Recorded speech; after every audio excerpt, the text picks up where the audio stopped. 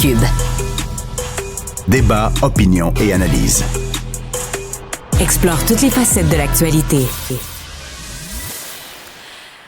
Il y a un homme qui a perdu la vie cette fin de semaine. Triste histoire lors d'une compétition d'entraînement fonctionnel. Ça se déroulait à Québec. Il y avait à peu près 1500 personnes qui étaient attendues au centre de foire de Québec. Et puis finalement, il n'a pas été sauvé. Il y a eu un malaise finalement, puis il en est décédé aujourd'hui.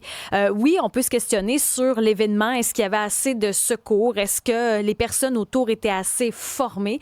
Mais j'aurais envie d'élargir la question au fait. Est-ce qu'on ne devrait pas rendre obligatoire les cours de premiers soins, les cours de RCR? Si on arrive, par exemple, sur un accident de voiture, est-ce qu'on sait ce qu'on fait? Est-ce que dans votre entreprise, quelqu'un se coupe, quelqu'un saigne? Est-ce que vous savez quoi faire?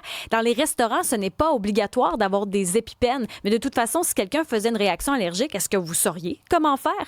187 Cube Radio, 1-877-827-2346. Est-ce que l'on devrait rendre les cours de premiers soins obligatoires? Des histoires qui auraient pu tourner au drame, il y en a des tonnes, mais certains ont de bons réflexes. On a Pascal Monarque au téléphone, beau-père finalement d'un de nos collègues ici à la station. Pascal, merci d'être avec nous. Ça fait plaisir. Racontez-nous ce qui vous est arrivé. Juste avant, je voudrais dire que je fais partie des gens qui sont très conscients de l'importance de savoir réagir si on a une situation d'urgence. Alors, j'ai toujours eu cette conscience-là. Et j'ai toujours eu les formations nécessaires. Bien avant la naissance de mes enfants, je savais comment porter secours à soit mes enfants ou à des gens dans le besoin, peu importe l'urgence. Ça m'a aidé pour déloger un morceau de fromage qui était pris dans la trachée de mon fils. Et puis, j'ai su quoi faire parce que je l'avais pratiqué et puis je savais exactement comment faire la manœuvre de Heimlich. Qu'est-ce que vous avez fait justement? Il est arrivé, il s'étouffe, il y a un morceau pris. Votre réaction, c'est quoi? Vous constatez ça, là? La première des choses, c'est qu'il faut regarder est-ce qu'il respire. S'il fait juste tousser puis qu'il est capable de respirer, on lui dit de pas paniquer, ça va bien aller. Mais dès qu'on voit que là, l'air commence à plus rentrer, il faut simplement se placer derrière et puis rentrer le poing en dessous du nombril, mettre la main par-dessus, puis faire des petites secousses assez fortes et espérer que ça ne dure pas trop longtemps. Et puis ça, c'est parce que vous aviez suivi un cours? Absolument. Ça faisait longtemps? Comment vous dites? Ça faisait longtemps que vous aviez suivi votre cours? Je pense qu'à ce moment-là, ça faisait peut-être 3-4 ans. Mais on voit l'essence finalement, même l'essence d'avoir des cours pour essayer de réagir en situation d'urgence parce qu'on ne sait pas comment ça peut fonctionner. Merci pour votre témoignage aujourd'hui. Mais attendez, si j'ai encore du temps, j'en ai une meilleure que ça. OK, allez-y donc rapidement. OK. Donc moi, je savais quoi faire et puis, bien des années plus tard, c'est-à-dire il y a 2 ans, j'ai eu vraiment le retour d'ascenseur de la vie parce que cette fois-ci, c'est moi qui me suis étouffé. J'étais en République dominicaine, je me suis étouffé avec un calmar. Et je peux vous dire quelque chose, c'est quand on se lève et qu'on est en panique, il y a un gros blackout qui se produit.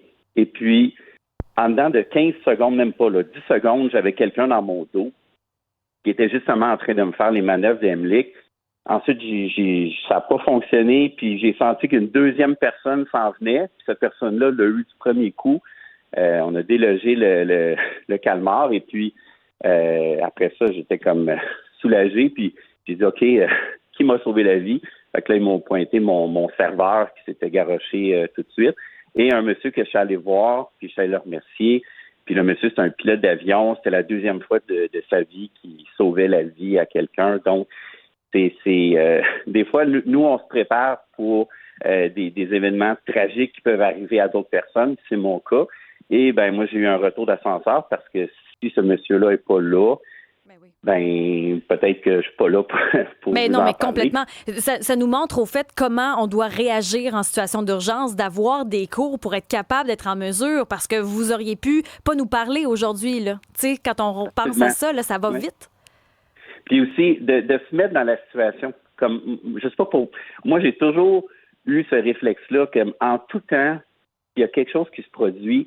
Je me suis déjà comme préprogrammé à intervenir, à garder mon calme. Je ferais toutes les étapes à faire parce que je l'ai fait dans ma tête plusieurs fois parce que j'ai pas envie d'être celui qui est à côté de quelqu'un qui est en train de crever puis de pas être capable de l'aider. Je veux pas être cette personne-là. Ben, en tout cas, merci beaucoup pour votre témoignage aujourd'hui. Puis je trouve que ça prouve encore plus le point aujourd'hui de faire attention aux formations. Au fait, ça devrait être obligatoire partout. C'est la question qu'on pose aujourd'hui. Luc Degary, médecin de famille diplômé en médecine sportive, président de l'Association québécoise des médecins du sport et de l'exercice. Vous êtes ici aujourd'hui parce qu'on parle d'événements sportifs à Québec où la personne est malheureusement décédée dans la quarantaine. C'est un événement d'athlètes, des gens qui sont en forme et malheureusement, il a perdu la vie. Donc, dans les événements sportifs, c'est important aussi d'avoir le support nécessaire. C'est primordial. Puis merci beaucoup de me recevoir ce matin. Ça va nous permettre un peu là, d'éclaircir la situation et de donner peut-être un peu de rassurer aussi la population dans la situation parce que je pense que ce qui est arrivé, l'événement malheureux de la fin de semaine dernière, en inquiète beaucoup. Puis j'ai eu beaucoup de mes patients qui m'en ont parlé. Là. Ah oui, hein? Oui. Qu'est-ce qui inquiète? Bien, les gens s'inquiètent de savoir est-ce que je suis en santé, est-ce que je peux me permettre de faire de l'activité physique parce que là, ils se disent c'est quand même un athlète qui faisait ce sport-là depuis longtemps. Puis je pense que même c'était un entraîneur. J'ai malheureusement pas tous les détails là, sur la personne concernée, mais c'était quand même quelqu'un qui était en forme. Donc, il y a beaucoup de gens qui s'inquiètent et disent là, est-ce que je devrais me faire évaluer? Est-ce qu'il faut que j'aille un ECG? Est-ce qu'il faut que j'aille des prises de sang? Donc, je pense qu'on va être capable de répondre à ces questions-là ce matin aussi en même temps. Bon, bien justement, là, qu'est-ce qu'on peut faire quand on tient un événement sportif? Il y en aura plein cet été, des événements. En fait, toutes les fédérations ont différentes règles. Quand on regarde le CrossFit ou les événements un peu là, de course à obstacles, ces choses-là, c'est des nouveaux sports. Donc, ils n'ont pas toujours des fédérations qui sont bien ficelées, bien structurées et peut-être moins d'expérience avec des événements plus tragiques comme ça. Mais si on regarde, moi, je suis le médecin responsable des Coupes du monde de patinage de vitesse courte piste à Montréal. Et on a des protocoles d'urgence qui sont excessivement stricts. Donc, si vous regardez, on a peut-être 120 athlètes pour ces événements-là, mais habituellement, il y a entre 6 et 8 intervenants autour de la glace pendant les courses. Donc, oui. Ça fait une différence. Puis si on regarde des compétitions un peu d'athlétisme, de course, Marathon de Montréal, les Ironman, ces choses-là. Vous le savez peut-être pas, mais il y a des équipes médicales terriblement ou extrêmement structurées durant l'événement. Juste un exemple, la clinique médicale du Marathon de Montréal a des salles qu'on appelle des salles de choc, donc des salles de réanimation. Alors, s'il arrive un événement sur le parcours, mais au lieu de transporter l'athlète à l'hôpital, il va être transféré directement à la clinique médicale et il va être pris en charge par une équipe d'urgence sur place. Ça, donc, c'est des outils qu'il faut avoir pour les événements sportifs. Il y a Cédric Larivière, paramédic, directeur de l'Association des premiers répondants du Québec, qui est avec nous aussi. Donc, est-ce que vous trouvez qu'on manque d'informations, qu'on manque de formation au Québec pour encadrer? Là, on parle d'événements sportifs, mais on l'élargit également à tout ce qui se passe à travers le Québec, nos milieux de travail, chez nous. Je veux dire, des situations d'urgence, il peut y en arriver partout, là. Oui, merci de m'avoir invité. Puis effectivement, on manque de formation. La population est très peu formée, soit par manque de volonté. Il y avait des formations dans les écoles, fut un temps. Ça a été remplacé, ça a été retiré. Certaines écoles le font encore, mais je dirais qu'il y a un gros manque dans la province de formation RCR, premiers soins. Puis autant pour l'intervention, je dirais, dans des événements de ce genre-là, que pour l'intervention grand public, peu importe où on se trouve. Mais au Québec, on est en retard, là. Oui. Oui, en fin de compte, la formation, je dirais, les derniers chiffres qu'on a, on a une population qui est formée entre 15 et 20% au Québec, versus d'autres régions ou en Amérique du Nord où on dépasse le 60%, comme dans Seattle, parce qu'il y a des formations obligatoires avec le permis de conduire. Donc, tous ceux qui veulent conduire, faut qu'il y ait une formation RCR-DEA, par exemple. Ça, c'est intéressant parce que ça nous obligerait, parce que là, il y a des entreprises, des fois, qui vont former des responsables pour être formés s'il arrive quoi que ce soit, mais encore faut-il que ces employés-là soient sur place, mais ça aide pas plus s'il arrive une conséquence chez nous, ou si on est parti à vélo, ou si on se baigne dans une piscine puis il arrive quelque chose. Donc, c'est vrai que c'est pas bête comme structure. Puis même, j'irais plus loin, on devrait pas renouveler par la suite nos compétences? Absolument. Les formations, en moyenne, c'est aux 2 à 3 ans qu'il faut les renouveler. Parce que même si on a suivi une formation, si on est une personne qui est pas dans le milieu de la santé, c'est des gestes qu'on perd parce que c'est en pratiquant qu'on va s'améliorer. Puis malheureusement, si on fait une formation puis qu'au bout de 2 ans, on n'a rien fait, on a toujours on appelle les muscles mémoire qui vont pouvoir nous permettre de s'en rappeler, mais il faut pratiquer. Nous, on avait déposé il y a à peu près 7 ans un mémoire au Parlement pour justement inclure la formation de RCR-DEA au niveau des permis de conduire. Mais malheureusement, ça n'a jamais abouti. Il n'y avait pas d'ouverture de la part du gouvernement. Oh, c'est intéressant ça. Donc, vous avez déposé quelque chose, puis il s'est rien passé. Non, on a été rencontrés, on est allé au Salon Bleu en parler avec, à l'époque, le ministre de la Sécurité routière, avec plusieurs sous-ministres de l'opposition. Ça a fait son bout de chemin, mais comme dit, pour avoir qu'un projet comme ça aboutisse, il faut une volonté du gouvernement pour, on va dire, implanter ça. Puis du côté de la SAC, il n'y avait aucune volonté. Ils disaient, c'est pas notre domaine, ça n'a rien à voir avec le Mais permis c'est de le domaine conduire. de qui? Bah, c'est ça. Chacun se renvoie la balle. Comme dit, je suis directeur de l'Association des premiers répondants. Je suis aussi paramédic instructeur. Donc, la formation, pour moi, c'est quelque chose d'important. Puis, on a du mal à l'obliger au Québec. Mais Luc Degary, qui est médecin de famille et diplômé en médecine sportive, là, je vous vois réagir. Ben, je suis entièrement d'accord avec lui. C'est triste de voir qu'il y a un manque de collaboration ou un manque de volonté de la part du gouvernement par rapport à ça. Mais en même temps aussi, il faut que ça vienne de la population. Tu sais, si les gens sont pas prêts à le faire puis ils se disent « Ah, c'est pas grave, ça m'arrivera pas », ça n'est pas mieux non plus. Une des bonnes nouvelles, c'est qu'il y en a quand même des cours de premiers soins qui se donnent dans les écoles maintenant. Oh, ça, c'est Donc, intéressant chez parce les jeunes. que ça a été enlevé à un moment donné. On a avec nous Jessica qui travaille avec nous tous les matins à la mise en ligne, entre autres. Jessica, toi, t'es arrivée à une situation. Oui, exactement. En fait, c'était en 2013. Mon père a fait un arrêt cardiaque et puisque j'avais suivi la formation en RCR obligatoire à l'école, j'ai été en mesure de sauver la vie de mon père parce que il y avait aussi ma mère qui était sur les lieux et elle était incapable de faire quoi que ce soit. Là. Elle ne connaissait pas les méthodes. Donc, étant donné que j'avais eu la formation avec mon école, j'ai été capable de procéder puis de sauver la vie de mon père. Là, les ambulanciers ont dit que si ça n'avait pas été de ces 2-3 minutes-là de RCR, mon père ne serait plus aujourd'hui. Là. Puis toi, comment t'as réagi quand c'est arrivé cette situation-là sur le coup? C'est comme si l'adrénaline avait pris le dessus. Là. J'ai pris ma mère, je l'ai tassée du lit, j'ai fait le RCR, mais par la suite, ce qu'on a fait... On a essayé de faire des tournées dans les écoles pour essayer de promouvoir ça parce que dans la ville dans laquelle j'étais, il y avait 2 écoles et celle à laquelle j'étais offrait le cours et l'autre ne l'offrait pas. Et je me suis dit, si j'avais eu le malheur d'aller à l'autre école de quartier, je n'aurais pas été capable de sauver la vie de mon père. Donc, on a essayé de se battre pour que ce soit implanté dans plus d'écoles et ça n'a malheureusement pas fonctionné. Est-ce que ces cours se donnent encore aujourd'hui? Non, plus dans cette école-là dans laquelle j'ai été étudiante. Ça a été aboli. Oui, exactement. Il n'y avait plus de formateurs, donc il y a malheureusement plus de cours. Là. C'est un ancien formateur qui m'a dit ça là, il y a quelques années que ça avait été retiré. Mais je trouve que ton histoire est inspirante puis ça fait beaucoup réagir au 187 Cube Radio. On a Diane qui est au téléphone aussi. Vous avez déjà suivi, vous aussi, vous avez déjà vécu une situation d'urgence là, où vous avez dû intervenir. Oui, dans le fond, moi, ma fille, ma plus jeune, faisait des compétitions de gymnastique. Donc, j'ai assisté là, à une des compétitions. Ça fait qu'il y avait les épreuves, là, sol, poutre, barre asymétrique. Puis, il y a une des jeunes filles rendue à l'épreuve de barre asymétrique. Lors de son dernier tour de barre, elle a tombé sur la tête. Donc, il y a quelqu'un dans l'organisation qui a demandé s'il y avait un médecin dans la salle. Fait que moi, j'ai levé ma main. J'ai dit, moi, je suis infirmière, puis j'ai mis mon cours de secouriste, là. Je peux vous aider. Fait que j'ai descendu là sur le site de la compétition. Puis il y a un des organisateurs qui voulait lever la jeune fille pour libérer le sol.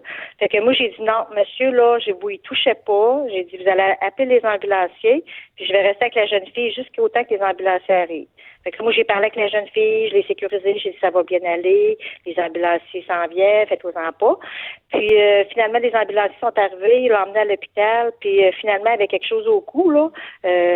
À porter un collet cervical pendant quelques semaines. Puis pour venir à la compétition, c'est sûr. Donc, moi, je pense que le cours en plus du cours de RCR, moi, je pense que c'est le cours de secouriste qui devrait être obligatoire dès la fin du primaire, renouvelé aux 2 ans, pour que les jeunes apprennent, dans le fond, à rester calmes, à réfléchir. Parce que agir, ça ne veut pas dire être médecin. Agir, c'est rester avec la victime, appeler le 911 si tu n'es pas capable de faire d'autres manœuvres. Là.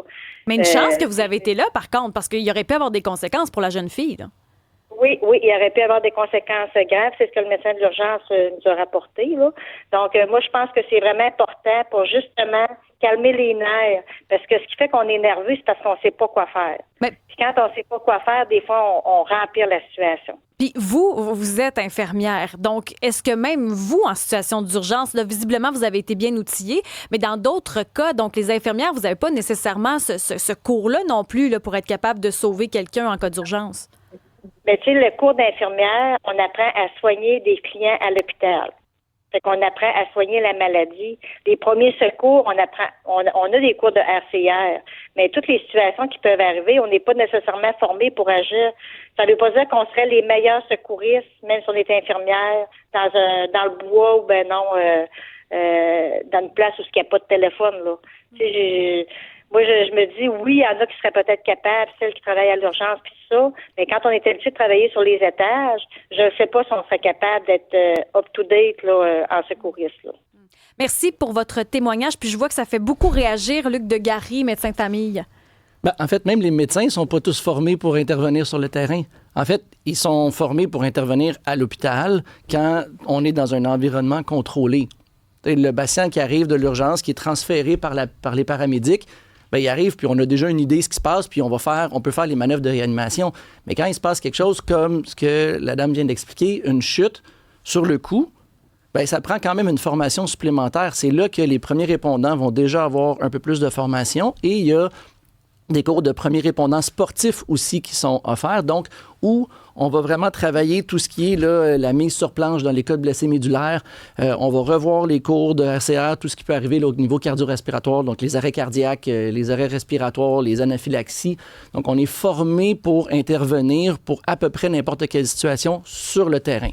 Mais c'est ça, vous êtes en santé, puis même vous dites, en cas de situation d'urgence, ça nous prend des outils. Ça n'en prend, c'est sûr. T'sais. Fait que si on revient un peu à l'événement de la fin de semaine, heureusement, puis ce qui est arrivé, c'est que il y avait quand même des gens qui ont tenté les réanimations, mais il n'y avait pas de défibrillateur à proximité.